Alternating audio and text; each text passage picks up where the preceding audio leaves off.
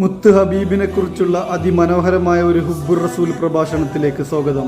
ഇതെന്റെ കണ്ണിന്റെ കുളിർമയാണ്, ഇതെന്റെ ഹൃദയത്തിന്റെ തുടിപ്പാണ്, ഇതെന്റെ രോമാഞ്ചമാണ്, ഇതെന്റെ ഹൃദയത്തിന്റെ അഭിലാഷമാണ്, ഇതെന്റെ പരിശുദ്ധ പ്രവാചകനാണ്.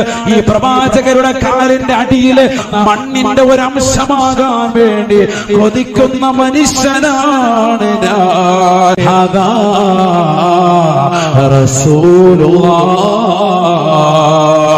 ഇതെന്റെ റസൂലാണ്, ഇതെന്റെ പ്രവാചകനാണ്, ഇത് ലോകത്തിന്റെ മുത്താണ്, പവിഴമാണ്, മാണിക്യമാണ്, വൈഡൂര്യമാണ്.